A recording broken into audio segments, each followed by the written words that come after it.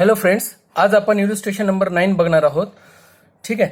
तर from the following trial balance of Kisan traders prepare trading account profit and loss account for the year ended 31 March 2019 म्हणलेलं आहे आपल्याला.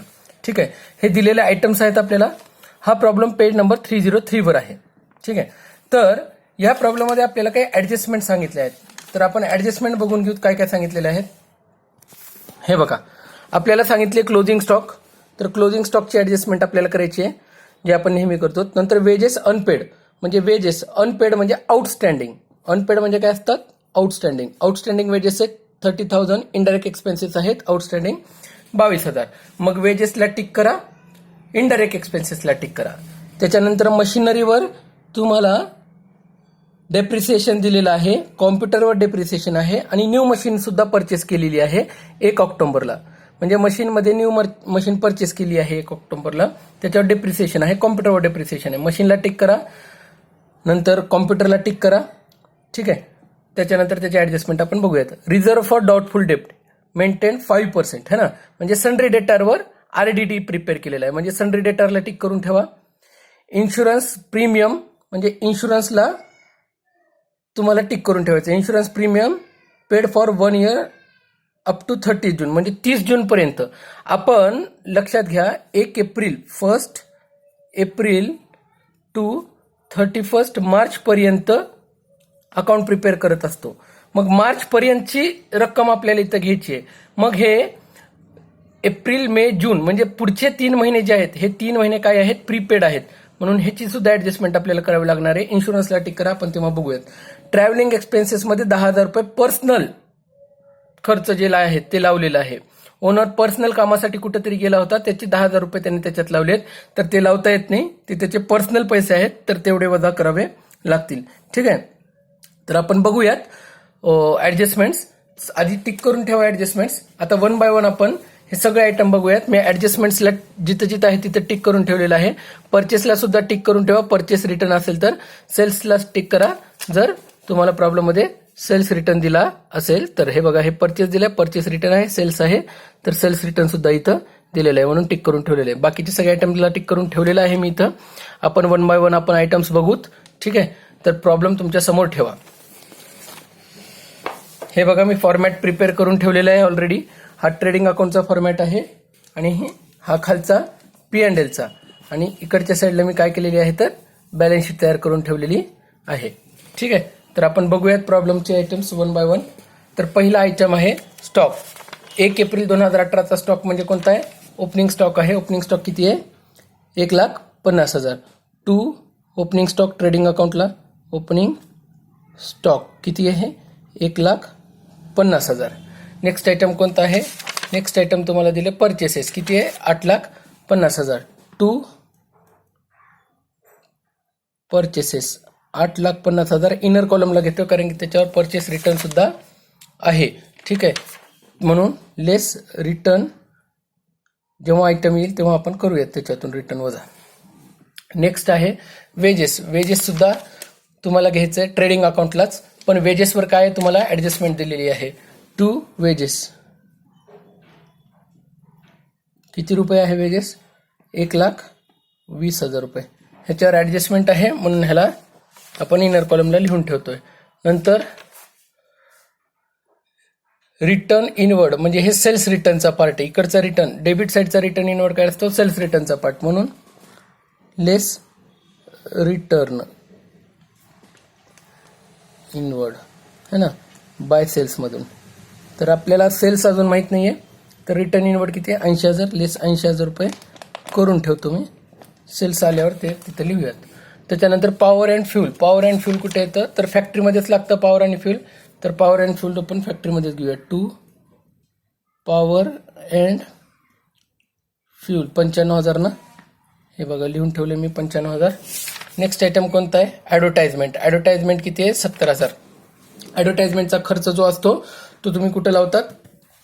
P&Lला, म्हणून इथं लिहितो टू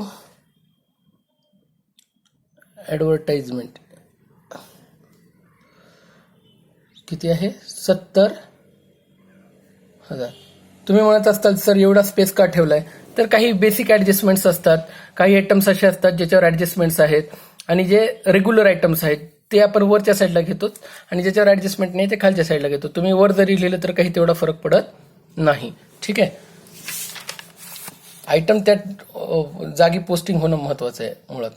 त्याच्यानंतर आहे ट्रॅव्हलिंग एक्सपेन्सेस. किती रुपये आहे? 30,000 रुपये. हा P&Lचाच आयटम आहे. To travelling expenses. हे बघा, टू ट्रॅव्हलिंग एक्सपेन्सेस. पण आता झालंय काय, ह्याच्यावर ॲडजस्टमेंट आहे. 30,000 रुपये आहे हे, आणि ह्याच्यावर ॲडजस्टमेंट आहे म्हणून ह्याला जागा सोडतो. ठीक आहे. त्याच्यानंतर सन्ड्री डेटार. सन्ड्री डेटार कुठे येतं तर तो ॲसेट साईडचा आयटम आहे, म्हणून सन्ड्री डेटार ॲसेट साईडला मेन्शन करतात. हे बघा, हे सन्ड्री डेटार इथं घेतो. सन्ड्री डेटार, त्याच्यावर ॲडजस्टमेंट आहे. ठीक आहे. अमाऊंट किती आहे? 2,20,000. त्याच्यावर ॲडजस्टमेंट आहे, तेव्हा ॲडजस्टमेंट बघूया. 2,20,000 घेतलेलं आहे. Plant and machinery 1,80,000. ॲसेटच आहे प्लांट अँड मशीन सुद्धा, म्हणून ॲसेट साईडलाच घेऊ. प्लांट अँड मशिनरी किती रुपये आहे? 1,80,000. तो हे ॲसेट साईडचाच आयटम आहे. त्याच्यानंतर प्रिंटिंग अँड स्टेशनरी. हा खर्च ऑफिसचा आहे ना, म्हणून P&Lला येतो. 18,000 रुपये. टू प्रिंटिंग अँड स्टेशनरी है ना, ह्याच्यावर कोणती ॲडजस्टमेंट दिलेली नाही आहे म्हणून डायरेक्ट लिहूयात. टू प्रिंटिंग अँड स्टेशनरी किती रुपये? 18,000 म्हणून डायरेक्ट घेतो मी. नेक्स्ट काय? नेक्स्ट आयटम सांगा मला. Computer and printers. हा ॲसेट आहे म्हणून कॉम्प्युटर अँड प्रिंटर ॲसेट साईडला लिहा. कॉम्प्युटर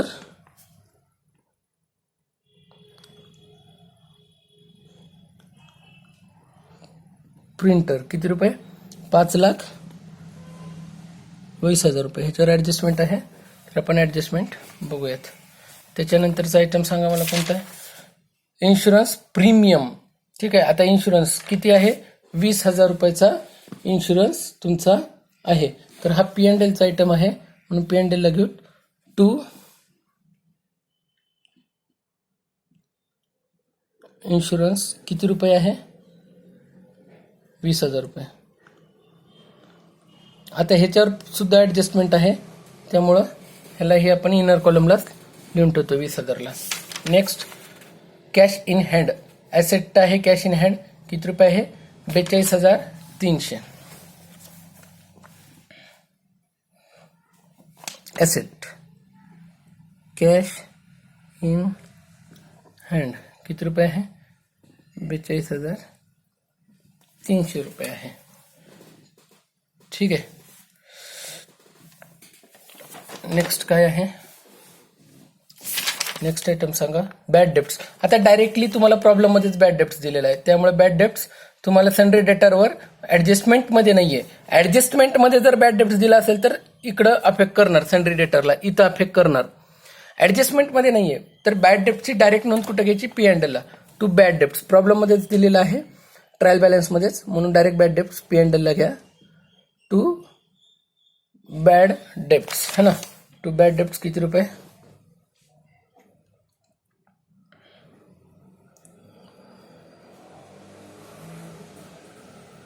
11,000 रुपये का? ओके. आता ह्याला इनर कॉलममध्ये घ्यावं लागेल तुम्हाला. का बरं? कारण की आपल्याला सन्ड्री डेटारमध्ये 5% RDD सांगितलेले आहे, आणि RDD आपण बॅड डेप्ट्समध्ये नेहमी ॲड करतो, म्हणून ह्याच्यामध्ये ॲडजस्टमेंट येणार आहे. तर हे इथं आपल्याला ॲडजस्ट करावं लागणार आहे बॅलन्स, म्हणून इनर कॉलमला लिहून ठेवतोय. ड्राविंग्स किती आहे? 49,000. ड्राविंग काय करतो आपण? कॅपिटलमध्ये हे बघा, कॅपिटलमध्ये ॲड नेट प्रॉफिट किंवा नेट लॉस करतो. जे काही आहेत आपल्याला माहीत नाही अजून प्रॉफिट आलं का लॉस, म्हणून ॲड आहे का मायनस आहे माहीत नाही मला, त्यामुळं मी थोडंसं इथं जागा ठेवतो. आणि मग आलेल्या आहे ह्याच्यातून आपण काय करतो? ड्राविंग वजा करतो ना. ड्राविंग किती रुपये आहे? 49,000. ठीक आहे. वजा करूयात आपण, नंतर बघूयात. नेक्स्ट मला वाटतं डेबिट साईडचे सगळे आयटम तुमचे झालेले आहेत. आता क्रेडिट साईडचे. आता काय आहे? सन्ड्री क्रेडिटर्स किती रुपये? 2,00,000 रुपये. तर सन्ड्री क्रेडिटरवर कोणती ॲडजस्टमेंट नाही आहे, त्यामुळे डायरेक्ट आपण लिहू शकतो सन्ड्री क्रेडिटर म्हणजे लायबिलिटी साईडला किती रुपये आहे 2 लाख रुपये. डायरेक्ट आउटर कॉलमला लिहितो. नेक्स्ट आहे तुम्हाला बँक ओव्हरड्राफ्ट 1,80,000 रुपये. ह्याच्यावरही कोणती ॲडजस्टमेंट दिलेली नाही आहे, त्यामुळे डायरेक्ट आउटर कॉलमलाच लिहितो. बँक ओव्हरड्राफ्ट 1,80,000 रुपये. नेक्स्ट सांगा मला इंटरेस्ट रिसिवड किती रुपये 60,000 रुपये. आता फायदा झालाय म्हणजे इन्कम आहे इंटरेस्ट रिसिवड. मग क्रेडिट साईडचे जे आयटम आहेत ते एकतर इकडच्या क्रेडिट साईडला किंवा लायबिलिटी साईडला येणार आहेत. क्रेडिट साईडचे आयटम क्रेडिट साईडलाच येतात. ठीक आहे. बाय इंटरेस्ट रिसिवड इन्कम झाला ना, credit all incomes and gains 60,000 रुपये. नेक्स्ट आयटम कोणता आहे रिझर्व्ह फॉर डाऊटफुल डेप्ट किती आहे 10,000 रुपये. बघा प्रॉब्लेममध्ये दिलेला रिझर्व्ह फॉर डाऊटफुल डेप्ट म्हणजे ओल्ड आहे आणि तुम्हाला ॲडजस्टमेंटमध्ये सांगितलंय की 5% रिझर्व्ह फॉर डाऊटफुल डेप्ट मेंटेन करा. म्हणजे प्रॉब्लेममध्ये दिलेला ओल्ड, ॲडजस्टमेंटमध्ये दिलेला न्यू. ठीक आहे, लक्षात घ्या. म्हणून ओल्ड RDD आपण काय करतो वजा करतोत ना, बॅड डेप्ट्समध्ये ॲड न्यू RDD है ना, बरोबर आहे. आणि त्याच्यातून काय करतो लेस ओल्ड RDD. आणि हे ट्रायल बॅलन्समध्ये दिलेला RDD कोणता आहे ओल्ड आहे आणि तो किती आहे 10,000 रुपये. ते आपण वजा करूया. ठीक आहे, बॅड डेप्ट्समधून वजा करूया. पण त्याच्या अगोदर ते 5% जे आहेत ते RDD आपण संडे डेटावर घेऊयात. ॲडजस्टमेंट जेव्हा घेऊ तेव्हा तिथं ॲड होईल ते बघूयात. तोपर्यंत आपण सेल्स किती आहे आला बघा. सेल्स 13,95,300. आता हे 13,95,300 रुपये लिहून टाकू. सेल्स 13,95,300. नेक्स्ट काय आहे सेल्स झाल्यानंतर तुम्हाला काय दिलेलं आहे रिटर्न आउटवर्ड किती आहे 30,000. म्हणजे इथला रिटर्न आउटवर्ड म्हणजे परचेसचा रिटर्न 30,000 रुपये. ठीक आहे, म्हणजे हे किती आला 8,20,000.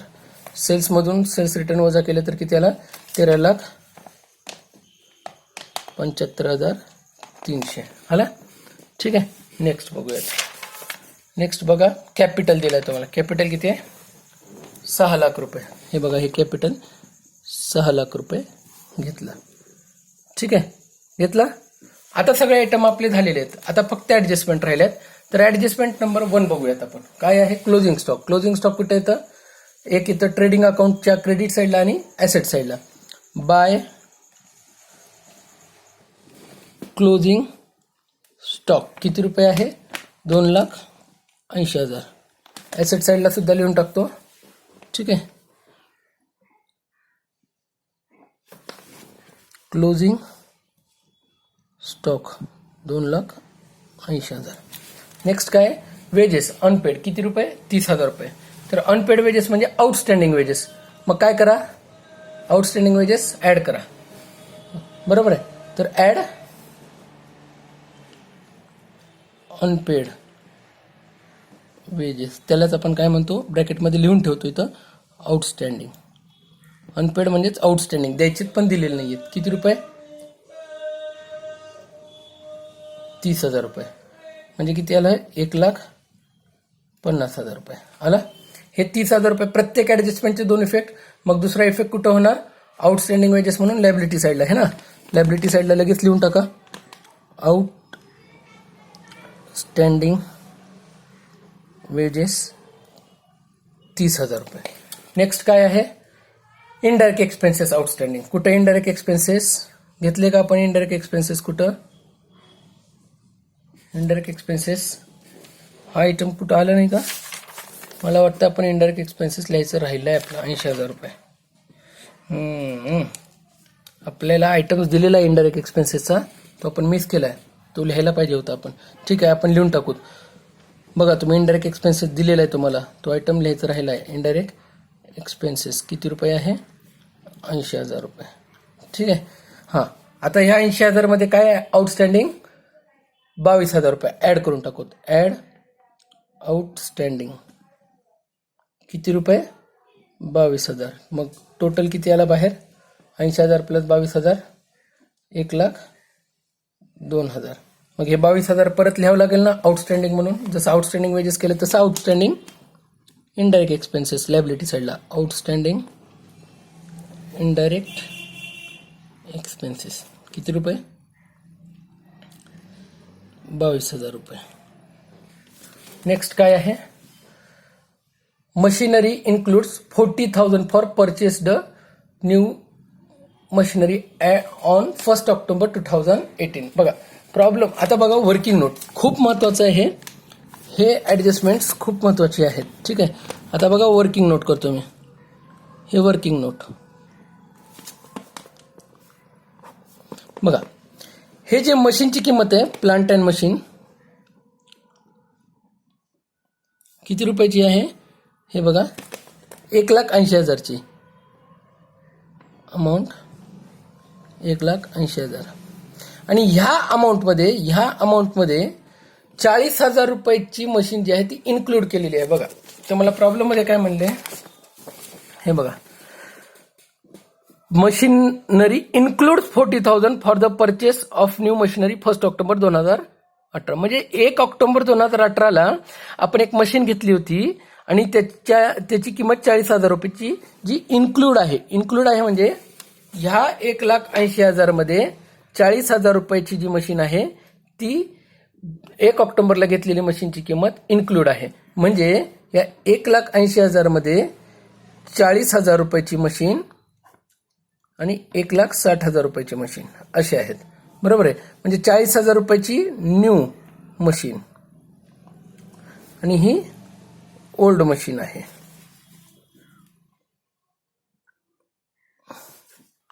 1,60,000 नाही 1,40,000 म्हणजे 1,80,000 झालं ना. इथं 40,000 आले इकडं 1,40,000 आले. म्हणजे ह्या 1,80,000 मध्ये 40,000 रुपयाची मशीन जी आपण 1 ऑक्टोबरला घेतली होती 1 ऑक्टोबर 2018ला आणि ही तर जुनीच आहे. मग आता आपण अकाउंट कधीपासून प्रिपेअर करतोय 31 मार्च पर्यंत. कुठून कुठपर्यंत हे बघा 1 एप्रिल 2018 टू 31 मार्च 2019 इथून इथपर्यंत अकाउंट आपण तयार करतोय. आणि मशीन 1 एप्रिल ते 1 ऑक्टोबर पर्यंत 40,000 रुपयाची मशीन नव्हतीच. ही मशीन कधी आली 40,000 रुपयाची 1,80,000 पैकी 40,000ची मशीन आली 1 ऑक्टोबरला. म्हणजे 1 ऑक्टोबर पासून आपण मशीन वापरायला सुरू केले. म्हणजे आपण मशीन किती महिने वापरली आहे ऑक्टोबर नोव्हेंबर डिसेंबर जानेवारी फेब्रुवारी आणि मार्च म्हणजे 6 महिने. Therefore ₹40,000 machinery used for only 6 months and ₹1,40,000 machine used for whole year पूर्ण वर्ष वापरले है ना. देअरफॉरला काय म्हणतो आपण म्हणून we will calculate depreciation as follows. खालीलप्रमाणे आपण डेप्रिसिएशन घेऊ. काय नंबर 1 है ना ओल्ड मशीनवर 12 महिने ओल्ड मशीन ₹1,40,000 12 मंथ है ना. मग कसं घ्यायचा 12 महिने म्हणले किती टक्क्याने डेप्रिसिएशन घ्यायचं आहे. डेप्रिसिएशन तर घ्यायचं आहे 10% बरोबर आहे. मग चला 1,40,000वर 10% 12 डिवायडेड बाय 12 महिने मंथ आहे. 12 पैकी 12 महिने वापरली ना मशीन 10% डेप्रिसिएशन आहे ॲट 10% ना 10% डेप्रिसिएशन किती आला. ही अमाऊंट आली 14,000. नंबर 2 न्यू मशीन ₹40,000 ना 6 मंथसाठीच पण 10% ॲट 10%. देअरफॉर 40,000 गुणिले 10% पण 6च महिने है ना ह्याची अमाऊंट येते ₹2000 आणि टोटल डिप्रिसिएशन झालं ह्याची अमाऊंट येते ₹2000.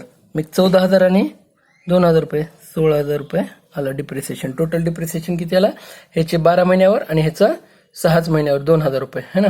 मग टोटल डिप्रिसिएशन किती आला 16,000 रुपये. मग डिप्रिसिएशन मायनस करून टाकू. लेस डेप्रिसिएशन 10% वर्किंग नोट नंबर 1 16,000 रुपये. आता 1,80,000 मधून 16,000 गेले किती राहिले 1,64,000. आणि हे 16,000 रुपये कुठे ट्रान्सफर करायचे आहेत आपल्याला हे ट्रान्सफर करा इकडं to depreciation on machine P&L ला ट्रान्सफर केले किती रुपये 16,000 रुपये. ठीक आहे. आता कॉम्प्युटरवर काही ऍडजस्टमेंट नाही डायरेक्ट आपल्याला सांगितलं डेप्रिसिएशन घ्या. नवीन वगैरे काही परचेस केलेलं नाहीये कॉम्प्युटर म्हणून लेस डेप्रिसिएशन 10% डायरेक्ट 10% किती आहे 5,20,000वर 10% होतं 52,000. 5,20,000 मधून 52,000 वजा करा 4,68,000 रुपये येतात. 4,68,000 रुपये. हे 52,000 परत P&L ला दाखवा. To depreciation on computer and printer किती रुपये 52,000 रुपये. ठीक आहे. नेक्स्ट काय आहे reserve for doubtful debt maintain 5% मध्ये 5% मेंटेन करा. रिझर्व्ह फॉर डाऊटफुल डेट हे बघा हे सन्ड्री डेटारवर लेस RDD ना बरोबर आहे किती रुपये 5%.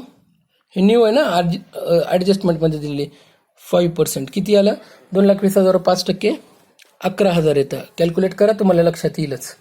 ठीक आहे. मग हे किती आलं 2,09,000 रुपये 2,09,000 रुपये आउटर कॉलमला. तर हे 11,000 रुपये आपल्याला ऍड करावे लागतील ना बॅड डेप्ट्समध्ये. हे बघा मग हे 11,000 रुपये ऍड केले. हे वरचे 11 वरचे 11 22 है ना. त्याच्यातून 10 वजा केले किती येलं 22 मधून 10 गेले 12,000 आला. हे बॅड डेप्टचं कॅल्क्युलेशन. बॅड डेप्टचं 11,000 न्यू RDD आता कॅल्क्युलेट केली 11,000 आणि ओल्ड RDD जी तुम्हाला ट्रायल बॅलन्समध्ये दिली आहे ती वजा केली तर आलं किती 12,000 रुपये. ठीक आहे. नेक्स्ट काय आहे insurance premium is paid for 1 year up to 30th June. बघा वर्किंग नोट नंबर 2 महत्वाची आहे है ना. We prepare account for 1st April 2018 to 31st March 2019. Here insurance is paid up to 30th June. म्हणजे पे करायचं होतं 1st April 2018 ते 31st March 2019 पर्यंत पण त्याने पे केलंय 30th June पर्यंत. म्हणजे हे 12 महिने आणि प्लस 3 महिने मार्च एप्रिल म्हणजे मार्चचा तर संपला एप्रिल मे जून म्हणजे पुढचे 3 महिन्याचे एक्स्ट्रा पेमेंट केले. का केलं आपल्याला तर 1 एप्रिल ते 31 मार्च पर्यंतच पाहिजे होतं.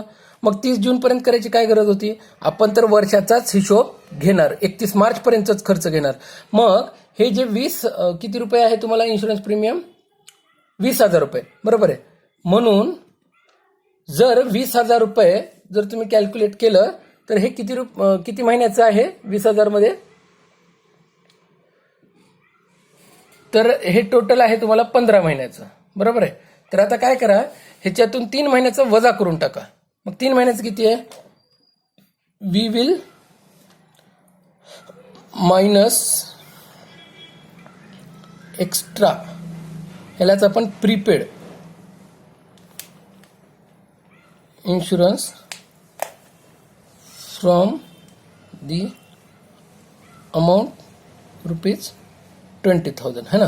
मग एक्स्ट्रा किती महिन्याचं आहे 3 महिन्याचं आहे है ना. किती पैकी तर हे 12 पैकी बरोबर आहे. म्हणून आपण काय करू, देअरफॉर 20,000 गुणिले 3/12 किती येतं बघूत. ठीक आहे, 3/12 केलं तुम्ही तर ते किती येतं, तर ते येतं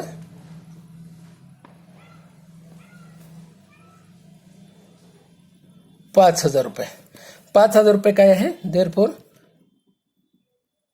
प्रीपेड इन्शुरन्स किती आहे, ₹5,000. हे 5,000 रुपये वजा करून टाका. प्रीपेड इन्शुरन्स कुठं आहे, इन्शुरन्स हे बघा इथे, लेस प्रीपेड 5,000 है ना, किती आला मग हे 15,000 रुपये. मग हे प्रीपेड कुठं घ्या, प्रीपेड इन्शुरन्स कुठे घेतो आपण, ॲसेट साईडला लिहितो ना, लिहून टाका मग.